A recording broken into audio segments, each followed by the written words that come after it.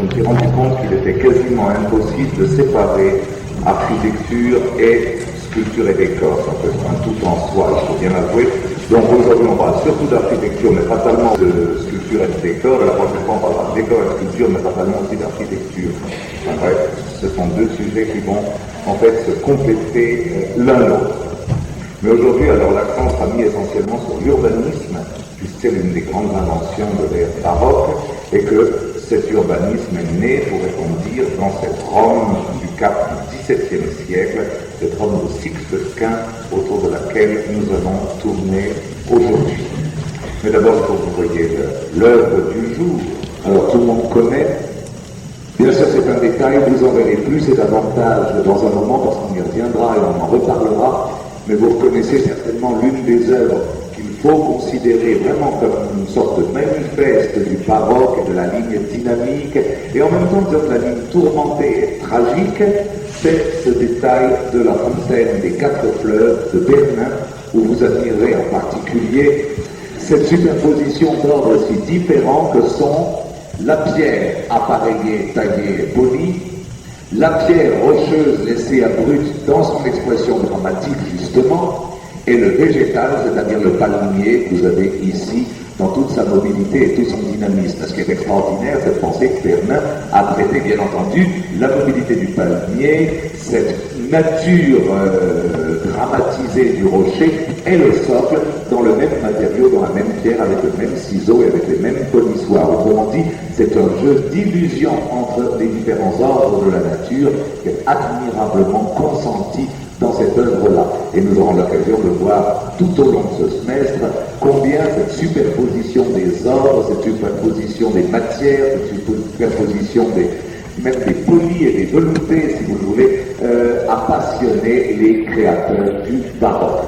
Donc ça, c'est vraiment le meilleur document pour entrer en de plein pied dans notre sujet aujourd'hui.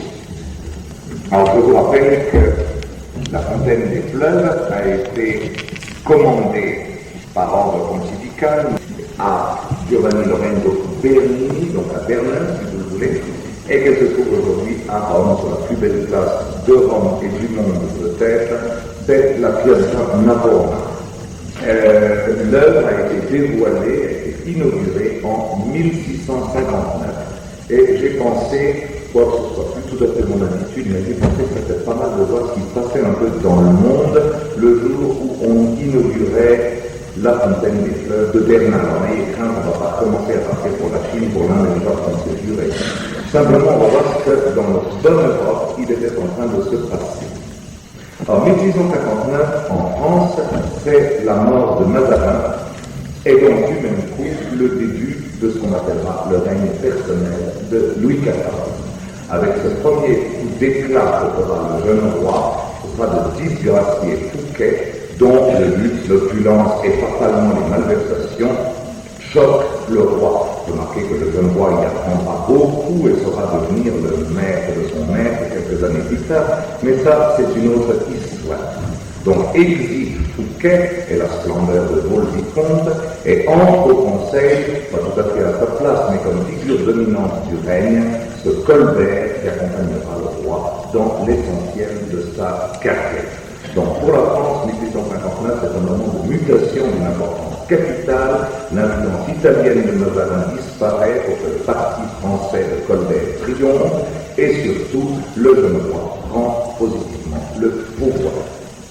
Et donc, c'est une date charnière pour la France. Bien.